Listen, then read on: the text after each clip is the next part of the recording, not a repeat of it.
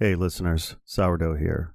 Listen, today's episode is a different one because my partner in crime and regular co-host, the renowned Man One, can't be here today. So I've asked a couple of friends from the entertainment business to come in and co-host with me. Their names are Eric Winter and Jon Steinberg. Eric is an amazing actor, producer, and children's book author who's currently playing Officer Bradford on ABC's The Rookie. Maybe you've seen him. Jon is a former actor turned entrepreneur and is the creator and executive producer of The Rookie. I've known these guys for a while now through my connections in the entertainment business and consider them great friends. I've asked Jon and Eric to be on the show because they're artists too, and I thought it'd be cool just to sit down and chop it up over our mutual interest for the arts and creativity and crazy business that we're all in as artists. So without further ado, let's get started making some not real art. Thanks for listening.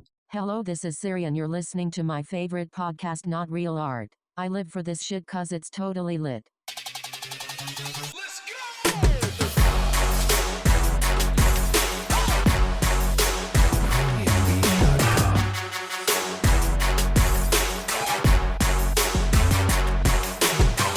Welcome to Not Real Art.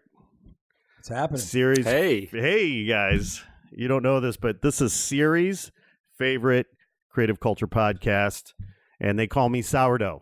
sourdough power. So here's what's unusual about today's session. So usually these shows are co-hosted with my partner in crime, the renowned artist Man One, Angelino's own OG artist. And he's not with us today. And so you guys get to help fill his shoes as my co-hosts. Honored. Thank you. The honor's all mine. Yeah. And I'm feeling very grateful for you guys showing up. You're very busy individuals. Well, we're big fans of your podcast, so it's like it's all coming full circle. I know I know you've listened to every episode. Everyone. So you know then what the whole shtick is here, right? So we all work in this crazy business called, we'll just call it the arts, the creative industry, the creative economy, which, by the way, Ernst & Young valued at $2 trillion globally. That's a lot in of beans. 2015. A lot of money. And we're trying to get a small cut for ourselves. That's right.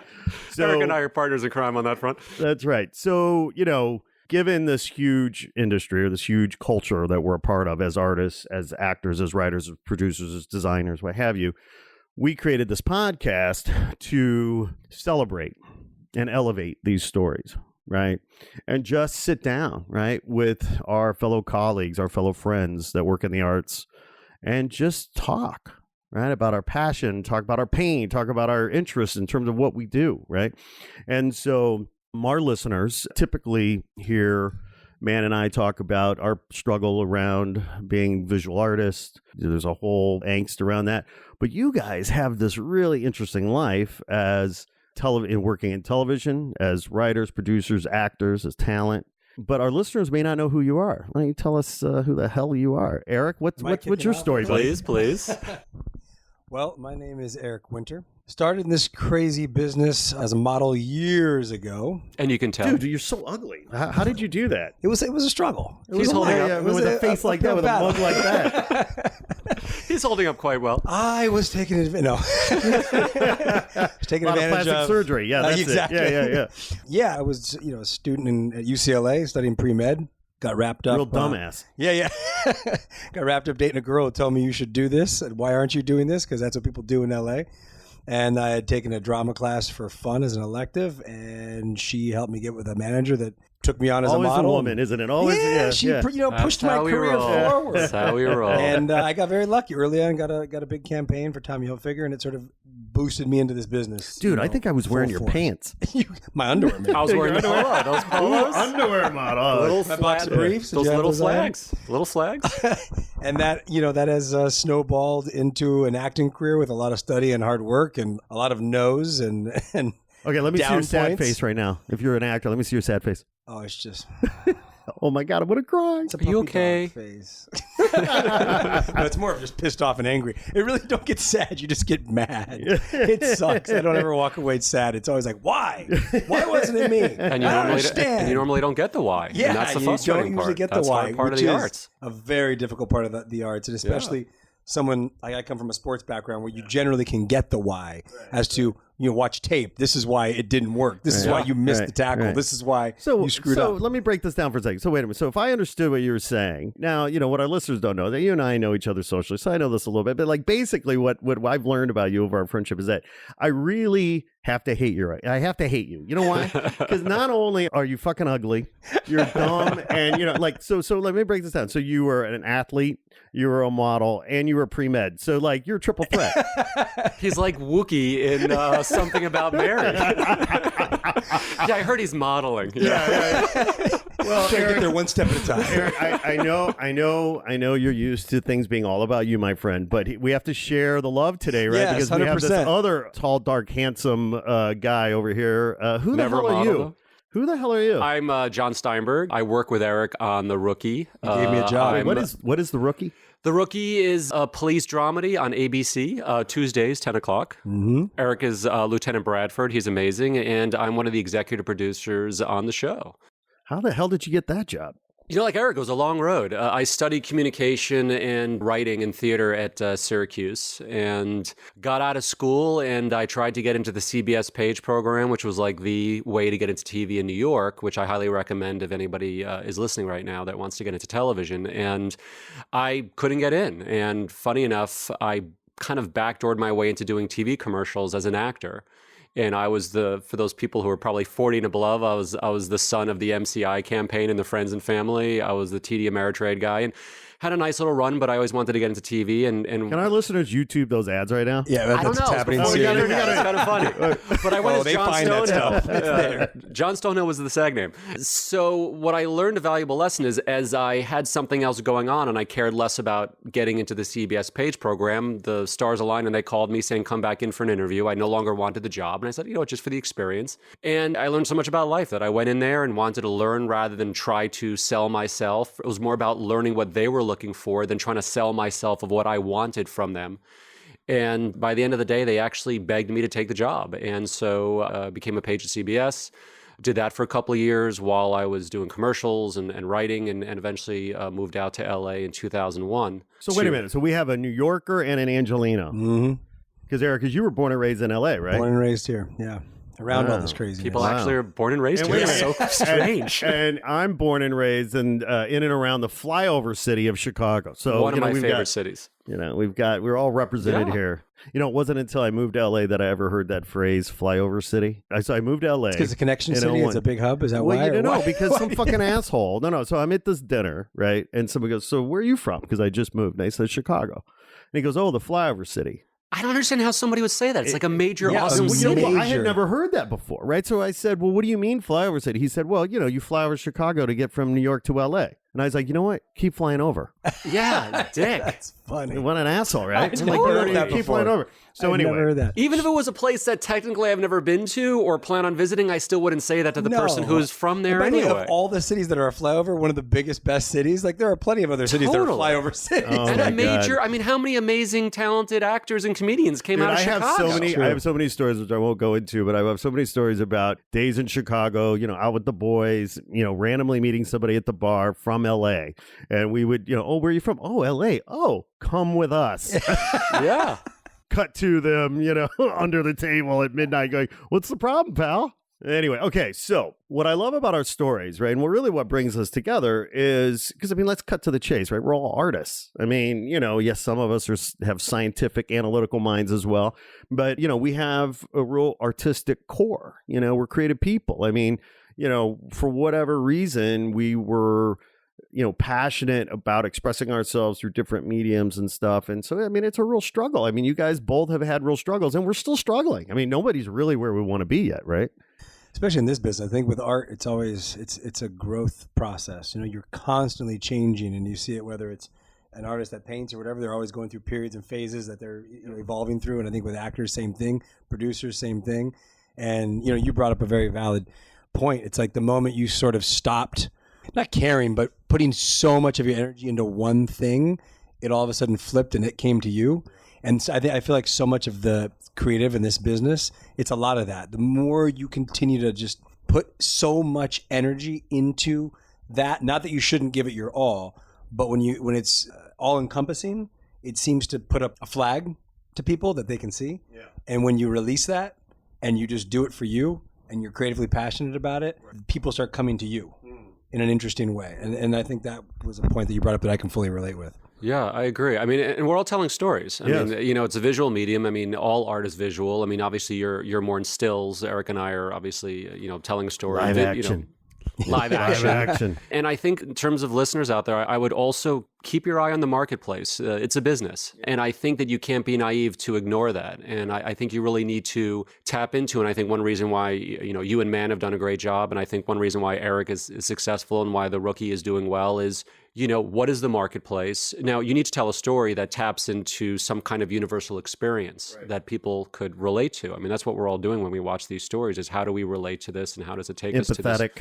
To a certain place, but you also want to see of what that marketplace is and how you could combine your vision, your creativity with the marketplace of what people are looking to buy. And I think that has to be a dual kind of process. And if not, I think you're lessening your opportunity to succeed. Well, and it's interesting too, because I mean, both of your perspectives are obviously very rooted in your realities, right? Eric, you're primarily in front of the camera, and Jon, you're primarily behind the camera, right? As a producer, writer, as a on-air, talent, what have you, Eric. So, and it's just, it is an interesting symbiotic kind of dynamic, right? At least in this town. And you guys come together really, I don't know if you knew each other before The Rookie, but you came together on that project, correct? Yeah, I mean, we met at Dava's. Yeah. Oh, right. That's right. The birthday party, but still not really knowing each other. Which, by the way, we should maybe confess to the listeners. I mean, this could be the Real Husbands of Hollywood episode of the Not Real Art podcast. Yeah, I like to think we're the men of ABC. I like to think of ourselves as... I'm not me anymore. Yeah. I mean, as of Friday, I'm just a civilian. We love you, Channing. Yes. We met at a party, and I mean, I'm a big fan of Eric. I mean, forget the good looks. He's just he's one of these dudes that you just warm up to. You're a great guy. And that being said, business is business. And even though I liked him tremendously, when he came into screen test for The Rookie, it was down to him and another talented actor. And from a business perspective, right off the bat, Eric is incredibly talented. He dug extremely deep, I think deeper than ever. He really brought it. Liz Friedlander, who's the director of the pilot, who's amazing. If she's listening, love you, Liz. Shout out Liz. Liz worked with Eric before and was a big fan of Eric. And I, having met Eric before, was a fan of his personally. And when he came in, he killed it. I mean, he really did kill it. And that's something that artists need to realize. You need to work your ass off and you need to really bring it. And the more prepared you are, the less nervous you're going to be. It's not a matter of, I need to be spontaneous. I can't prepare that much. No, prepare your ass off. And Eric brought it. And from a business perspective, just to being frank, besides the fact he's incredibly talented, the fact that he's very good looking doesn't hurt. I mean, we're going after an audience that has a lot of females involved, and I felt like he had the whole package, and I felt like we were lucky to get it. You said package. That didn't hurt either. Well, that takes us to our Koreatown spa nights, which is a whole other thing. And I'm a big fan. This is a PG-13 show. Eric and the Magic Underwear is a different conversation. We all know that. Look, I mean, as artists, we're all on our own journeys and we all get to where we want to go various ways. And oftentimes it is so not a direct route, right? I mean, we take the scenic route. Generally, that's the case. Almost everybody does. And Jon, I mean, your journey to the story of The Rookie and like this is rooted in your own personal experience. Like, talk about that a little bit. How did you discover this story and bring it to ABC? Thank you. Yeah, I had a long journey to get to where I am today, and I think we all did. I moved out to LA in 2001 when everybody was laying off. I ended up getting a job with Peter Hyams, the director, and lucky enough, I knew his son from Syracuse, small world. He was intent on hiring somebody with agency experience, which I didn't have, and then he had Ken Burns' baseball book on his table, and I'm a huge baseball fan, and I love Ken Burns, and next thing you know, we're chatting for 3 hours, and that's something else I would say to artists, and Eric, you touched on this before. Read everything. Read the New York Times every day. Read magazines, read newspapers, read the world, educate yourself. No matter what you think, the more educated you are and the smarter you are about what's going on in the world, the more it's going to help your art, whether it's a direct translation or just you being a fuller, more interesting rounded person to relate to the people that you need to work with to move ahead. So we hit it off. I got a job with him, then started writing, sold a couple of projects as a writer, but never got the break. Got a couple things set up. They didn't move forward. The Writers Guild went on strike in 2007, and I was affected also by the SAG strike in 2000. So at that point, I wanted to take a break from entertainment, and I got into the entrepreneurial space, into the startup scene. I was involved with a blog called Rundown. We were a competitor of Thrillist and Urban Daddy. Yep. Email magazine for men. We were all trying to be the daily candy for men back then, but delivering kind of a city guide to men through their inbox when email was such a more of an innovative form of communication.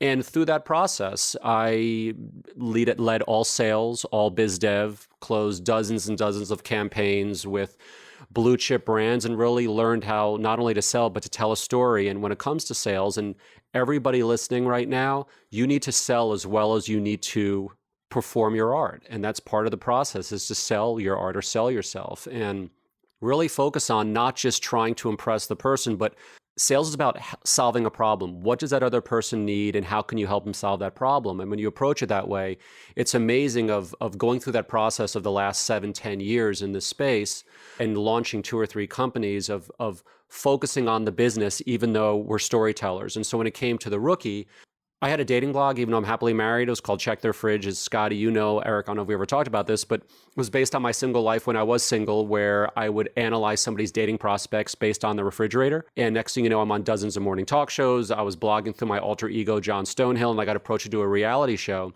And I realized that I did not want to do a reality show, but I really wanted to get back into entertainment. Meanwhile, an old friend of mine from Syracuse was going through this experience of reinventing himself, and he was the real life Rookie. The Rookie's based on a real person. I took his story, I embellished what needed to be embellished to create the most inspiring story possible, and important for artists as well as both Eric, Mr.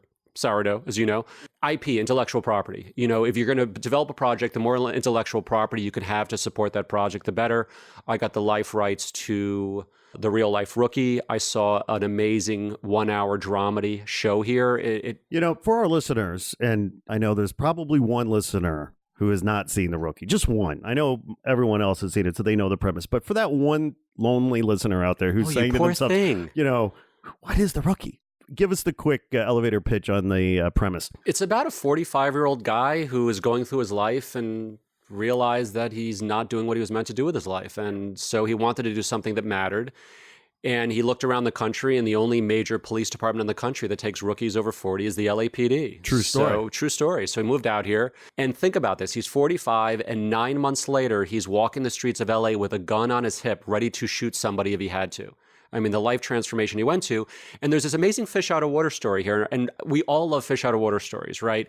He's 20 years older than his fellow rookies, so he's a little older. He's in not as good shape. He's a little more hardwired. But on the other end, he's got a superpower.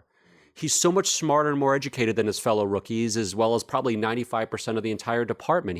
And the life experience he has is such an amazing, valuable asset as a policeman. And so he could get wins and empathize with people and relate to people, and all this amazing of running a business for 20 years. Now that he's a cop, he knows how to really tap into people and empathy and really kind of relate to them in a way that 99% of other cops never would be able to do, because they go straight into the police force. Well, they're 20, in their 5, 20s, whatever. Yeah. So there's really this amazing character, and the fact that he was dating a fellow rookie who was 20 years younger than him. She's so hot, by the way. And I'm like, wait a second, you're having sex with a girl born in the 90s? That's amazing. Yeah. And so I thought, this is a great show. Right. So I brought it to Mark Orden's company. Right. Which, by the way, I just want to say all the ladies on the show are very, very attractive.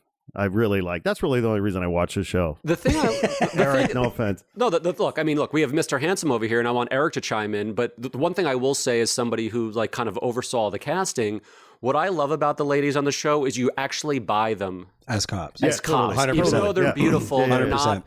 We saw the beautiful 90-pound hot little model coming into. You're like, all right, is this girl really going to kick somebody's ass? You can buy them all. That's the beauty of it. Right. So can I tell you guys just a quick story? So in 1997, I was carjacked in Chicago. Yeah, I was carjacked. Right. So long story short, which months and months, I ended up, the guy that jacked me had been convicted of 7 prior felonies. He was like a career criminal. So I put him away for another 15 years. Right. And when I was the court date, the knock on my door. They said, well, we'll bring you to court, because I was getting threatening phone calls because he was connected, and they were like, didn't want me to testify, the whole thing. Anyway, so I opened the door, and there are these two Irish bombshell female plainclothes vice cops. They're like, we're here to take you to court. I'm like, Nice. lock me up, ladies. It was like, wait a minute, some of my favorite movie star like this. One was an Irish blonde, one was an Irish kind of redhead. They both have big guns on their hips, and yeah, they were very nice. Anyway, so Please. Eric, your character is really interesting because you played like this tough guy, but really you got like a soft center. Yeah. No, I mean, as a character of the soft center, it comes from a lot of personal turmoil and heartache that he deals with, I think, with the love of his life, which is his wife, and trying to learn how to balance that situation with the fact that she left him for drugs, essentially. And that sort of gave him this hard outer shell, even though he tries to still, I think, he's still in touch with who he was when he was happy, but there's this outer shell and this wall he's put up with everyone around him. And I think it's also shaped the way he polices and how serious he takes his job as a training officer working with I would these not want to rookies. get pulled over by Bradford. That guy is, I mean, he's a fucking asshole. He's nonsense. He's the kind of guy that you will never, he's such a good cop. Yeah, but Right. and he's By the so book. fair by the book. Yeah. Nothing, if you're a bad guy and you're not guilty, you're not guilty. If you're a bad guy and then you're a good guy. And if you're a bad guy, you're going down, and you're going to go down with whatever he's got to give you. And I think his life experience also is something that has really shaped the way he handles situations. Maybe sometimes not always for the best, a little bit hot-headed and hot-tempered and irrational at times, but still with the heart of being a good cop at the forefront of that and training good rookies. Okay, I have a question for you, Eric, because there's an episode, I don't know which number it was, but it was our hero gets the dubious honor of the VIP ride-along, right? Yeah, that was just last 7. yeah. That was last week. And it's sort of like positioned as like, it's the shit job. Like nobody wants to do the VIP, But I'm guessing to prepare for your role, you had to do a ride-along. I did a few ride-alongs. Yeah, I did a few. And oddly enough, I was like the peacemaker of the city because every time I did a ride-along, nothing happened. And I mean, I went to Rampart, one of those difficult divisions, and the crickets. Yeah. Everybody just stayed inside. They Yeah. were afraid of me. Finally, on my last ride-along, I did one with Liz Friedlander, our director, who I love. And we got in a serious situation that was, I can't even imagine what goes through. Well, I know it went through my mind, but what goes through a cop's mind Well, I mean, on a come daily on, basis. tell us what happened. It was totally by happenstance. He took us down a street. It was the night of this one gang's big annual party. So it's like their corporate night, their big party night. And they celebrate being a gang, I guess, this night. It's their Christmas. It's their Christmas party. Hey, man. It's their holiday party. It's a business. And we thought they'd all be out. And I guess what they often do is start at a house or on a street that's a known gang street, and then they mosey on to Hollywood and hit up clubs, and then they come back, and that's when trouble usually happens. The gang unit was off that night, which is odd. And we went down the street. Somebody's gonna get something miscalculated schedules here. That's right. So a sergeant who rides along with us took us down this street, and normal street, you have cars parked on each side of the street, and then it just became double parked on one side, so it became a 1-lane road. And as we went in, we came to a house, and this is a known gang street, the gang house. They all Casey streets. They know which houses are gang, houses. And we pull up to one area where he's about to show us, and there are probably 100 gang members out in and around the street, on the block, in the house, out of the house. That's a good party. And this sergeant decides to say, "Hey, what are you all doing here double parked? If you don't move these cars, I'm coming back with my boys." And I'm like, why do we feel now is the time to engage these gentlemen that are just sitting here doing nothing at the moment about double parking? Because I'm really fine with it. And I'm in the back. I'm in the back seat, which is not bulletproof doored. And what do the guys say? Poking the bear, poking the bear. This is when you see all the posturing come up, and they have a mutual respect for each other. Not gang members don't just want to go to jail unless they have something to prove. I mean, they have business that they're trying to do and make money. Yeah, getting themselves in trouble is not exactly what they want to do every moment. Right. So, but you just see posturing and movement, and you see people sort of start to go back, and some come forward, and one just says, "I don't know, man. I don't know why they're here." And then the cop says, "Well, get it all sorted out, or I'll be back with my boys." Then we go to make a turn to leave, and another car full of gang members basically blocks us. Yeah. And we can't move. Chicken. Wow. And it becomes who's going to move first so Right. we can go around them. Right. And at that point, again, the posturing and the people around that house coming towards the car a little bit just to sort of, Right. it's all presence. Sandwiched. Right? You're sandwiched. Felt the whole energy in Yeah. the car and around you, like the environment goes quiet, like you feel in the movies. And I'm in the back seat. The cop in the front seat pulls up his gun and has it below the window. Wow. So Sure. if he's doing that, Yeah. Yeah. you What know are they he- doing? Yeah. You know, he's Yeah. already and prepared. Liz was in the back seat with No, you. Liz is in the front seat, which is Wow. bulletproof doored, and I'm in the back seat, which I got nothing. And I'm like, this I'm can't- laughing because clearly we this know the can't ending. be happening. What am I going to do? Holy I'm toast. I'm in a bullet crap. trap. Yeah. And ultimately... Are you wearing Kevlar? No. Jesus. I'm just in my Jordans. My jeans. We got to protect the face. Forget the body. I mean, it's even. And they want those Jordans, by the way. And little by little, everybody inches, and they let us drive out. And I would say within 5 minutes, that cop is on his cell phone. He's on the walkie. He's radioing everybody in town that we got to go bust this house and move them, or else something's going to happen. And within 10 minutes, there were probably 60 cops. We all met at a Church's Chicken at 11 o'clock at night. I'll never forget it. Like game planning how we're going to infiltrate the street. And I remember the funny thing was I got recognized while.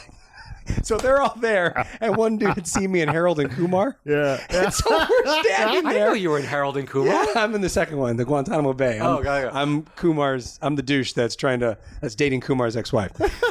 He can't stand. So I funny. marry her at the end. Yeah. So I I'm still wanna Colton see Grant. that. I didn't know that was you. Which they call, yeah. So this guy's like, hey, you look familiar. And I'm like, oh, this is not the time to have this conversation with 60 cops around. And Liz is like, yeah, he's an actor. Harold and Kumar. And I'm like, oh, yeah, that's me. That's me. Let's figure out what you guys are doing with this game plan. And they're like, are you guys cool scaling the wall? I'm like, I'm not scaling a wall. I have a Kevlar vest. I play a cop. I'm not a cop. And then we were like kind of excited to do it. And air unit came over and they let radio back to us after we'd mapped out our plan that everybody left. So these gang members took the warning That's so funny. and left. It was that simple. Can you believe it? That's a great So story. apparently, But I okay, was so scared. I mean, I Yeah. freaked out. Wow. It was intense. okay, so that is intense on many levels. But the one of the levels that it's intense is because in the rookie episode, the whole point is that don't put the VIP in harm's way. So my concern with you is like maybe you're not VIP enough, my friend. Yeah, because I clearly got put in Yeah, harm's way. they're like, no, let's put. I was like, we're not thinking this straight. I'm in the back seat, guys. There is no door that's going to protect me. wow, man, that is Yeah, crazy. it was wild. It was a great learning experience. That right along. One thing that Eric does great, I'll chime in, and I really do mean this. I don't know if we talk about stuff. You have a rare gift of being likable even when you're a dick. And that's something that you do well on the show. And I think that's something, reason why, is you talked about the Bradford character. You do a good job with that. And that's a balance that is hard to manage, and you really do it well. Well, but I think it's partly because the viewer believes that his intentions are good.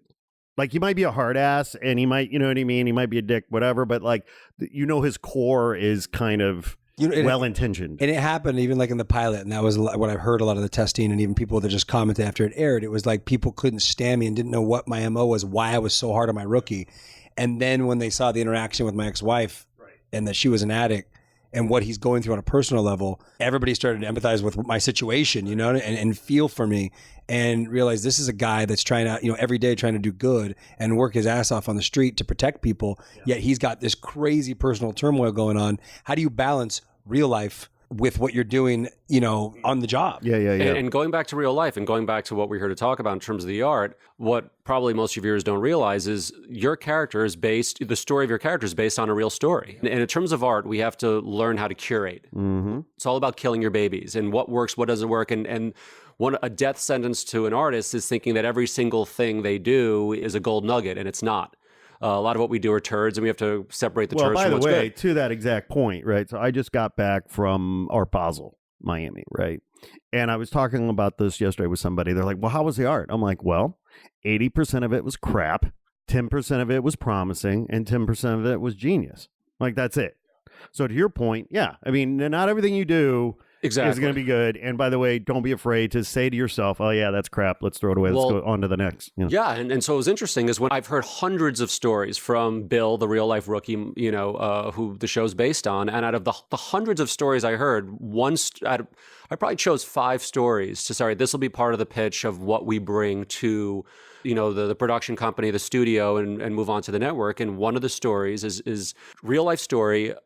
A guy that my friend was in the academy with, he was the second oldest rookie. Maybe he was 30, whereas my buddy was like 45. So he had life experience. He had an 8-year-old daughter. He was a smart dude. His very first shift, his very first radio call on his first shift, they have to go to a 7-Eleven, the 7-Eleven on Temple in Rampart. That 7-Eleven we've all passed by. And he pulls up and he goes white as a freaking ghost. And he says to his training officer, he goes, "Sir, I have to tell you something. That woman there is my wife. I have not seen her in 8 years. She's the mother of my daughter. I thought she was dead." Crazy. And that was the very first call he ever took as a cop. And when I heard that, I just had the chills. Holy shit, and that man. led to sharing with Alexi Hawley, who's our talented, creator, showrunner. I shared that story with him. I'm like, and he and I are both on the same page of like that's a story that we have to somehow get into this pilot. Well, by the way, if you became my actually saw backstory. that, if you saw that in a television show, you would think, oh, that's You would think it's just for It's TV. bullshit. It's totally You would think fiction. it's drama for television. And that's 100%. when I first read this, that was one of my audition scenes. I thought, great scene. This was clearly written for dramatic effect. When I learned it was a real story, I was like, can you believe? And that's why when things are meant to happen in life, for you to experience something, they happen. It's what you're supposed to go through in that moment. And that shaped your whole character. Yeah, And one shaped the reason whole why character. you're so it's complex in a great way. Yeah, well, I have, of course, silly enough to do this, but I have a story idea. Let's hear it. I got to pitch you guys. Ready. Right? Go. And I'm not professional like you guys. I don't know how this is done. I'm just going to share something. You take it and run with it if.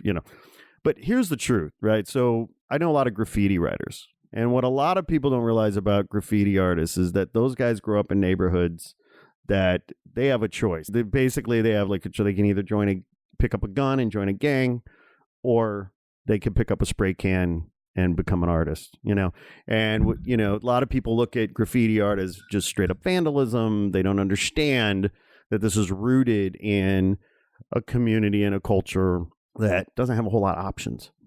And these kids are actually trying to do the right thing and express themselves and express their frustration. And so it is a very human reality.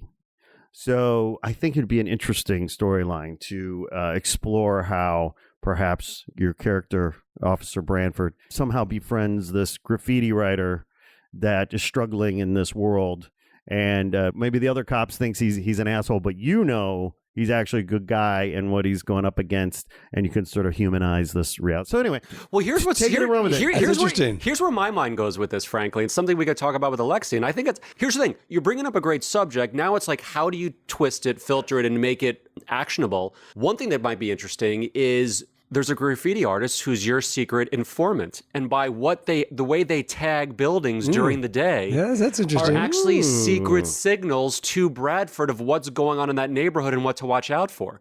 That's actually interesting. wow. Yeah, that is So interesting. suddenly this is why they now- pay you guys Yeah, the big that So is bucks. interesting. suddenly now you have this interesting dynamic of people, because what you want to tap into as much as possible when it comes to artists, we could all relate to, and I'm just so happy to be sitting down with you guys because I'm such a big fan of both of you, is how do you curate, how do you obviously take something and do the best you can to make it relatable? And I'm not saying you have to sell out and be commercial, but that being said, if you could take something like a lot of people, as you said, Scotty, Mr. Sourbadeau, they see, and I grew up in New York, and frankly, growing up in New York in the 70s and 80s, I hated graffiti because you go on the subway and the whole subway car was graffitied, and you felt like it was vandalism. That's what you felt.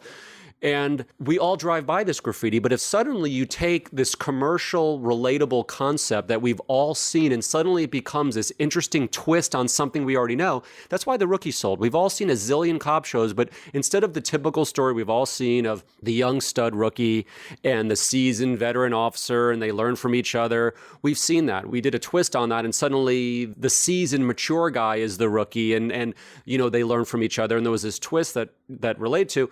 So just going back to your graffiti idea, there's a way to make that interesting. And I actually, that's something I will share with Alexa. I think that's, suddenly Bradford being the guy and being the stud cop that he is, he's going through the neighborhood and suddenly we play up this concept of he's got a great relationship with a graffiti artist who tags things in certain ways to kind of give him the down low of what's going on in the division. It could be somebody Isabel even, tipped me to at some point to stay in contact with. That's right. Okay, so I'm just going to say this one last thing, right? Because if you explore the storyline, don't make the mistake that most people in your industry make by trying to contrive make it real, make it authentic. Work with a real artist. Work with with somebody that's legit.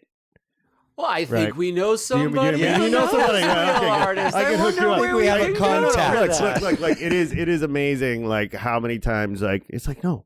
Hire a fucking real artist. Like, why are you hiring an actor to play or hiring a graphic designer to design graffiti when you could just work with a fucking graffiti writer? For sure. Anyway, all right. So shifting gears. I really do like that idea, though. It is cool. Well, you're welcome. Thank you. You're welcome. Scotty P. You could carry that into a big bust. Yeah. It could be a really cool. There's an interesting mechanism there. Yeah, and the artists win. Like, this is about the community, saving the community. Artists helping to... And maybe even Lucy, your partner, does not like the graffiti, thinking it's vandalism, and somehow we then see there's something else there that other people don't see. And you'd think that I'm the one that would be completely annoyed by vandalism, but I actually understand the street code of what's going on. That's right. And exactly the struggle, right, that these kids have. Good. I like it. All right. So my work here is done. Sourdough? Yeah, sourdough in the house. You delivered. So, Eric, we've been focused so much on, obviously the rookie and talking about your career, but like what a lot of people may not realize, dude, is that you are also, being an artist, right, multidimensional. You are also a children's book author. Yeah, that was something else that talk about that, man. Like, that's amazing. Thank you. That was one of the best journeys I've ever gone on with my wife. We one point wanted to do an animated series, and it kept rolling into different areas. Like you throw things out, you keep reinventing the idea and trying new things with it. And after the birth of my daughter, we started talking about this. You find yourself buying a bunch of books for these kids to read, and we found there was a complete lack in the market to fill the need for other types of dance that weren't ballet. By the way, can I just stop you for a second? Because you're hitting on exactly what Steinberg was talking about, Johnny Stonehill over here. Anyway, what he was talking about in terms of as an artist, looking at the markets of business, finding those opportunities. Where's the void? Yeah. And you saw a void in the children's book market. We saw a void in that space, and we thought, it's not just about one form of expression. Again, art, funny enough, dance, right? It's not just, kids don't just all do ballet. They don't all come from a background of it being that. And ballet, it's male and female. I didn't know you came from a background of ballet background. Jesus, this guy. The guy's in La Puente, I was the only ballet. He's Woogie. Only ballet dancer. Right before med school, I was dancing for the. And then I modeled before I went to Oxford and rode crew. And I went to Juilliard for ballet. Hilfiger had a tutu line that was all mine. We found this void in that space in regards to art for kids when it comes to dance. And my wife being Puerto Rican and a dancer herself, and coming from knowing tons of Latin rhythm and the success of ballroom, you've seen like Dancing with the Stars and stuff like that. We said, let's talk about a little girl who's always wanted to dance Latin rhythms and do some ballroom and do a salsa and merengue and a cha-cha. And let's talk about the origin of those arts and where they, how they evolved and what they became. And let's teach kids how to get up and move and dance and express themselves.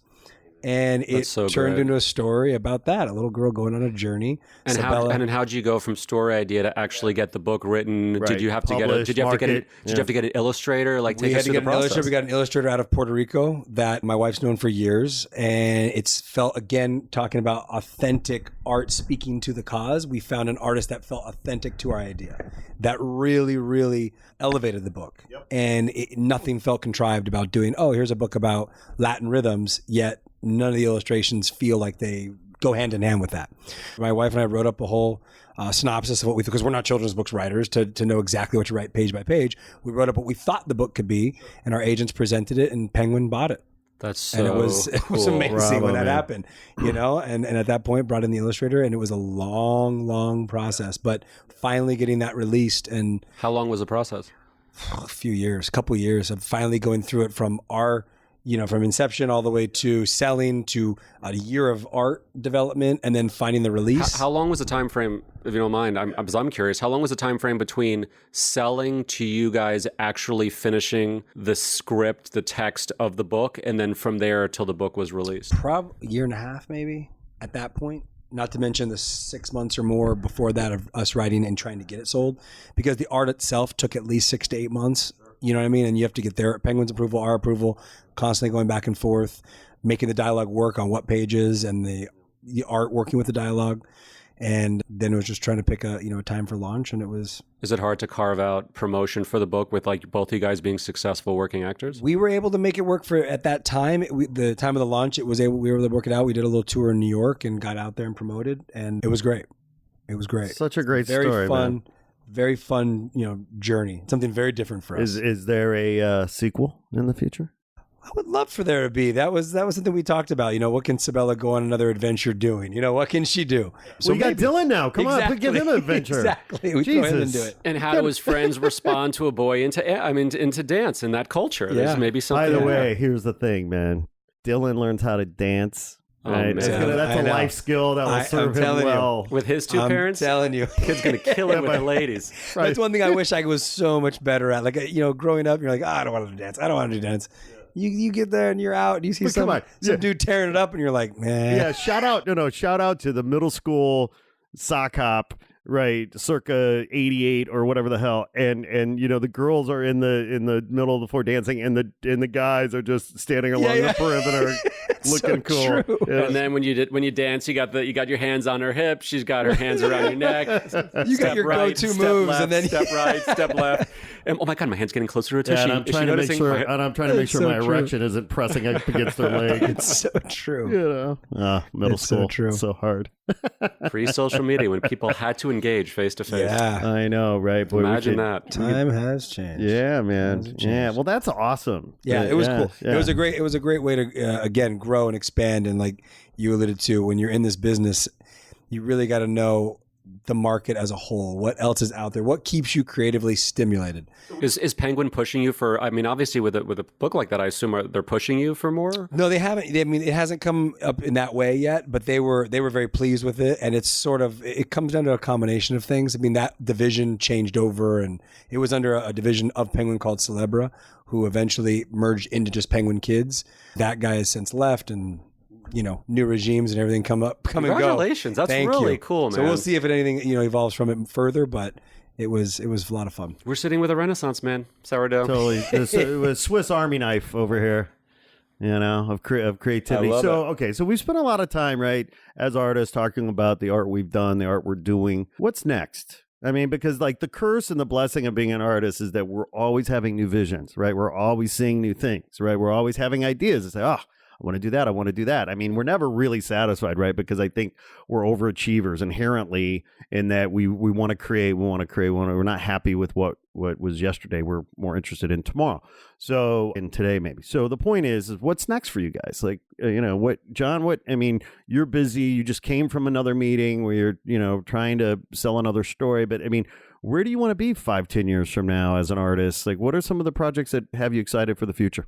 It's a great question. I mean, it's that, and it's the hardest question. I mean, because I think all of us in life, life flies by, and you blink, and 2 years goes by, and then 5 years goes by, and it's crazy that Eric and I met, a year, a while ago, but in terms of the rookies, already, we met almost a year ago now. Yeah, I'm working on a couple of projects. I got a couple of projects set up, one at Sony, one at 20th, and looking to set them up. I enjoy being independent right now. I enjoy being able to work with anybody, going through this process. And I'm sure artists, when it comes to the visual arts, tapping into Eric, coming to the performing arts, you get to a point in your career where you want to be creative and you have to be smart about the business. And that's the place I'm in right now. And I have this interesting perspective of, borrowing a page from the rookie, of having this great life experience and business experience, being out of the business for a dozen years, now being back in it and having some momentum. It's really that fine line of you get approached, do you want representation? And the upside is you have somebody fighting for you. The downside is, well, suddenly now you're locked into more of their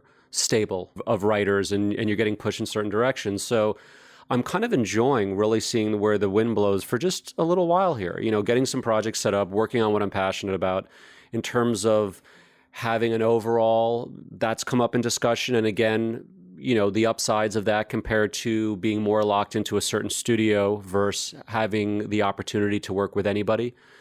So we'll see, but there are a couple of projects in particular that I think are relevant. I think in general, what's so important about any kind of dramatic story is, can you create a story where you really have a great argument to argue out? And I think in terms of The Rookie, I think what's fascinating about The Rookie is you have an argument there of the downside and the upside of who he is. And you could really, you have obviously the humor, and Nathan Fillion is incredibly gifted of being likable and funny and charming and everything else. Yet he's great at playing that dramatic side, and he is super smart. And I think as season 1 goes on, I think viewers are going to see that he's really discovering his superpower, as the season's going on, which I'm, and I think everybody involved with the show is excited about.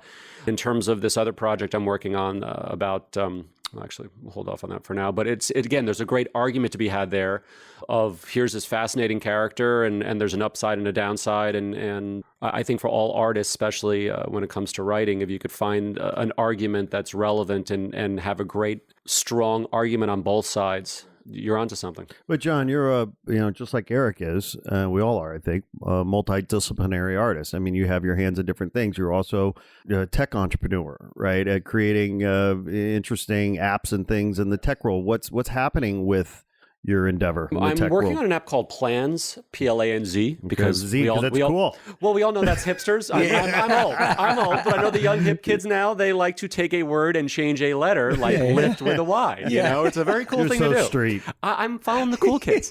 And so Plans with a Z, the 30,000 foot view is what Expedia did for hotels and airlines. I'm doing for restaurants. So the restaurant reservation space is getting increasingly fragmented, and you have OpenTable, and they're obviously the whale, as we all know.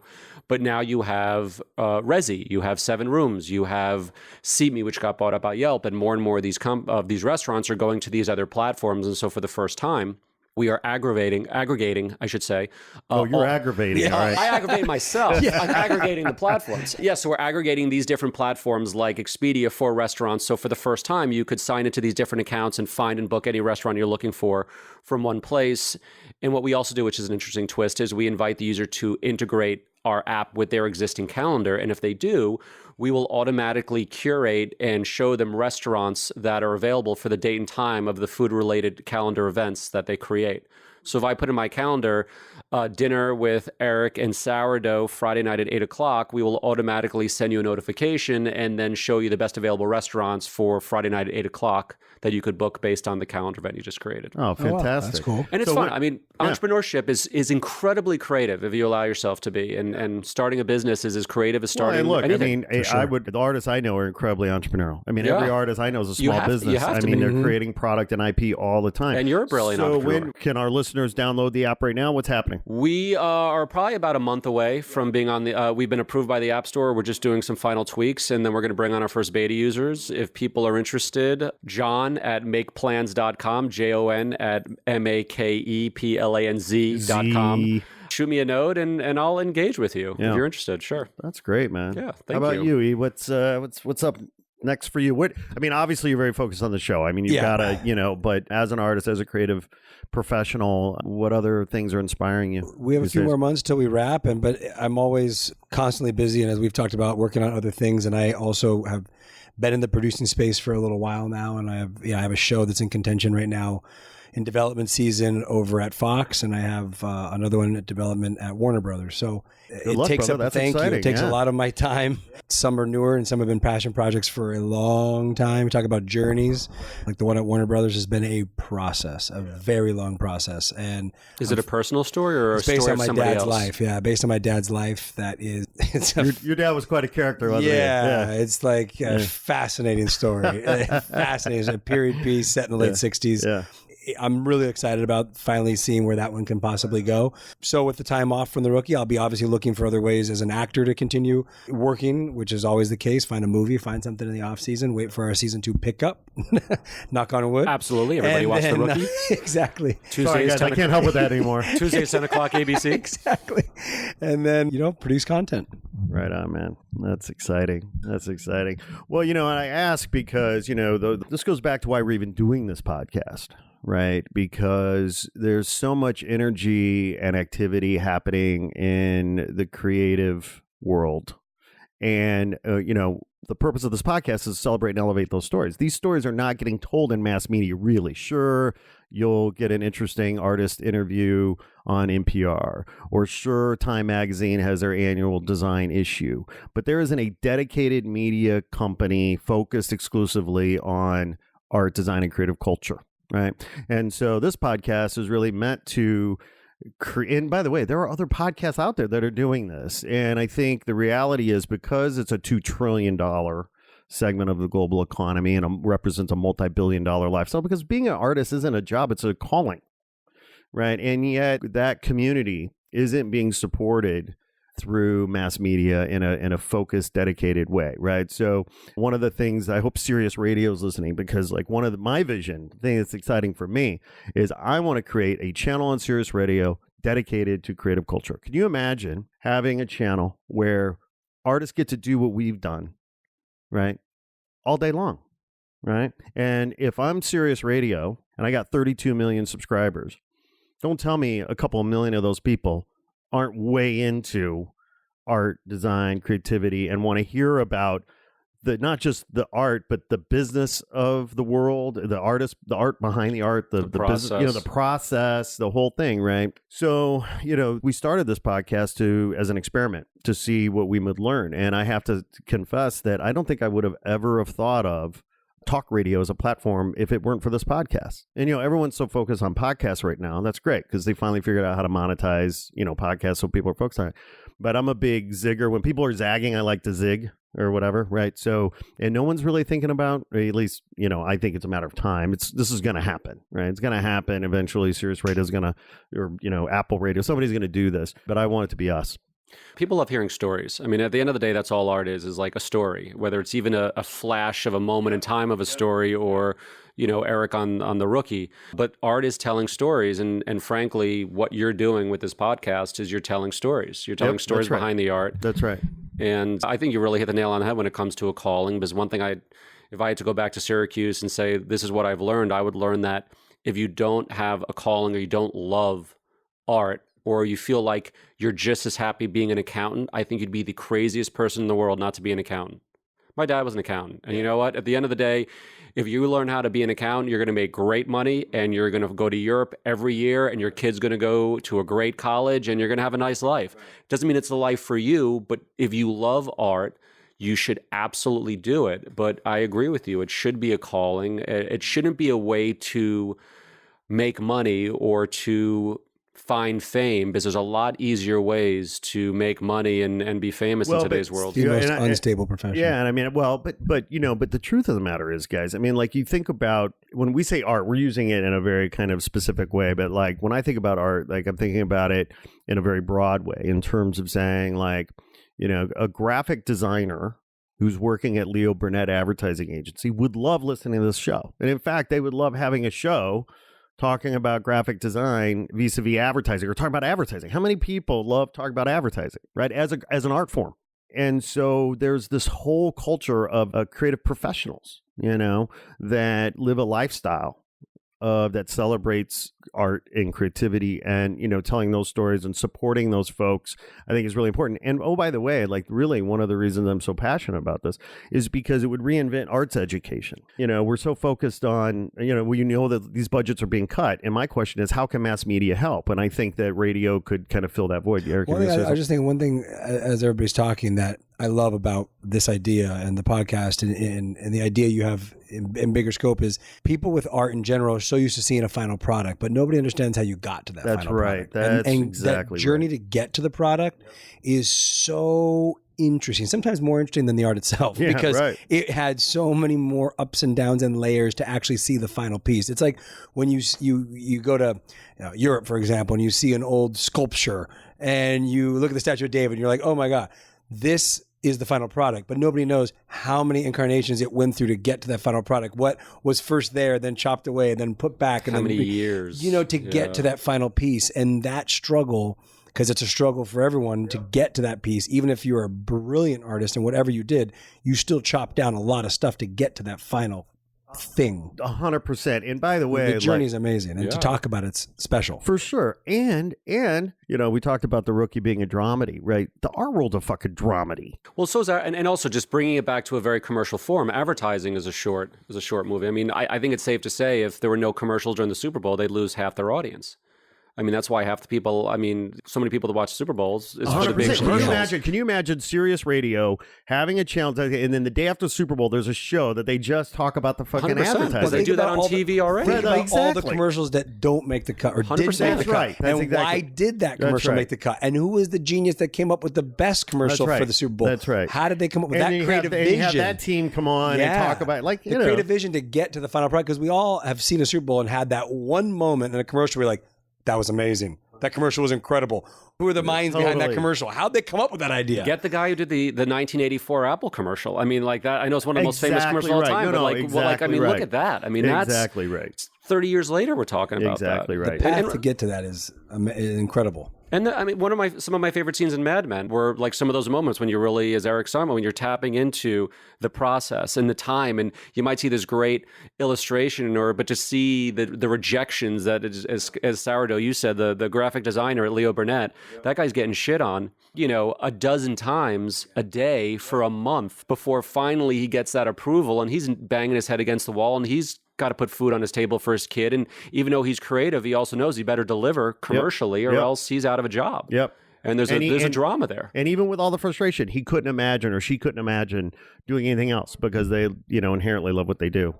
So, well, I'll tell you what, I love you guys and I love what you guys do. And we're so lucky, right, to be friends, to be in this crazy business. And I'm just so grateful that you guys took time out of your busy schedule to come sit down and chop it up with old Sourdough. Well, we're glad to be here. We had I had a blast. I'm a fan of both of you guys, and I feel like I'm the lucky one sitting here, so I'm going to thank both of you. I learned a ton just as we're talking. That's something like listeners, you're learning so much insight into what's going on. We'd love to be back on. Well, we'd love to have you back on. And for our listeners, you guys got to tune in. ABC, The Rookie. We just had our mid-season finale. You could watch it on ABC Go, and we kick back off January 8th. Tuesdays, 10 o'clock ABC. Please watch. Now, what about your socials? Because, of course, the listeners, we want them following you and tweeting you and sharing you. I only do Twitter and Instagram. Eric Winter 1 on Twitter and EB Winter on Instagram. I think I'm real John Steinberg at Instagram. I'm pretty sure. The real John Steinberg, Instagram. Yep. Follow me. Excellent. I think you are too. Excellent. Yeah. Excellent. Well, and I'm going to encourage our listeners and remind our listeners to make sure they follow our podcast at Not Real Art Official on Instagram. Of course, you can find us on SoundCloud, Not Real Art Podcast. And of course, NotRealArt.com, where they can learn about our upcoming conference, March 16th, the Not Real Art Conference, learning event for artists to come together and learn, share, network, and grow. We've got 4 big events coming up in 2019. The Not Real Art Club's going to be a lot of fun. And of course, the podcast, which is released every month. So thank you, gentlemen. Thank you. Thanks for having us. And excited for your events next year. They're going to be great. Thank you. Me too. We'll see you there.